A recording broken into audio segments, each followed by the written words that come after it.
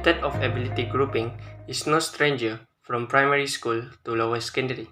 This method determines the group of students in several different groups according to the level of ability of each student.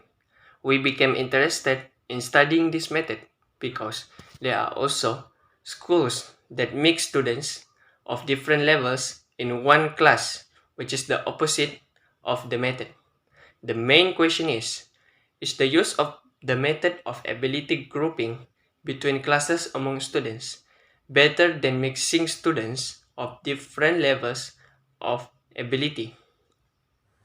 Our objective are to identify the effectiveness, advantage, and disadvantage of each classification method, to find out the opinion of students and teachers on the classification method, and finally to study the relationship between the classification method and the achievement of students. And next, for our hypothesis are the method of ability grouping between classes among students is better than mixing students of different level of ability.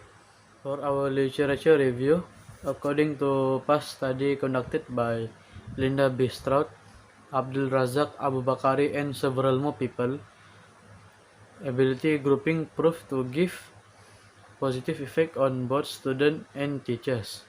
Most of them has given the recommendation to implement the method. However, study by Robert A.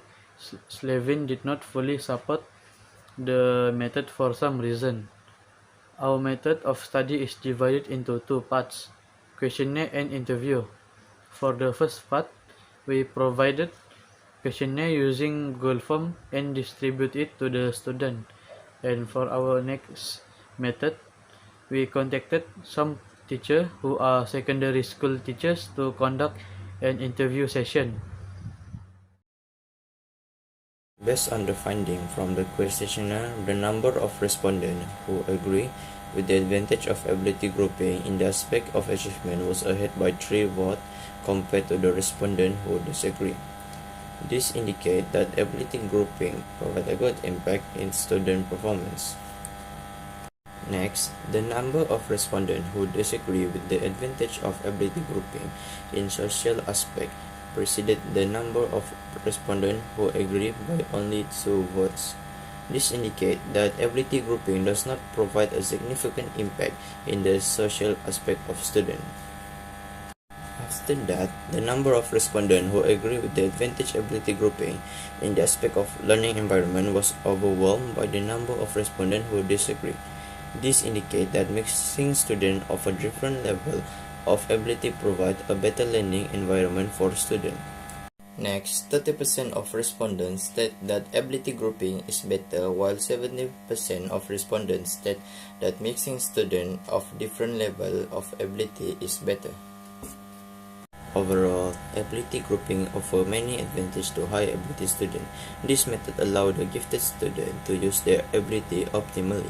However, weaker students benefit less because they remain through regular learning sessions, which cannot allow weaker students to improve their performance on their own. As the number of high-level students is lower compared to the number of students with other ability level, more respondents will support the method of mixing students of different level, because this method gives more benefit to them, such as weaker students are able to improve performance with the help of smarter students, which is the most cited reason. Based on the findings from the interview, out of 3 teachers, 2 teachers preferred the method of ability grouping, while 1 teacher preferred the method of mixing students of different ability levels. From what they have stated, the method of ability grouping provides more benefits to teachers, which allows teachers to use different teaching methods according to the ability of students, in addition to facilitating the work of teachers to plan and implement the lessons. The disadvantage of this method lies only in the division of teaching tasks of teachers. Teachers who get low-level classes have to work harder to teach and control the class. There are also teachers who prefer the method of mixing students of different ability levels, as the way the teacher teaches requires more interaction between students. Therefore, mixing students of different ability levels will definitely broaden the students' perspective. In conclusion, The two classification methods that have been discussed have their own advantages and disadvantages. The advantages of ability grouping are more focused on teachers and high ability students, while the method of mixing students of different levels gives an advantage to less skilled students. Therefore, the initial hypothesis is not suitable.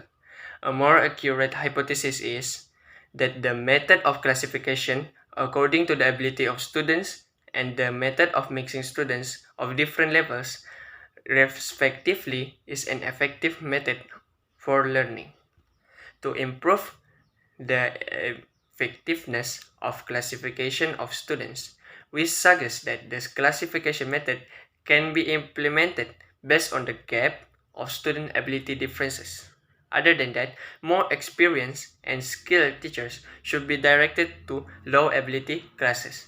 In addition, the method of mixing students of different levels should also be implemented more carefully and systematically rather than randomly. That's all from us. Thank you.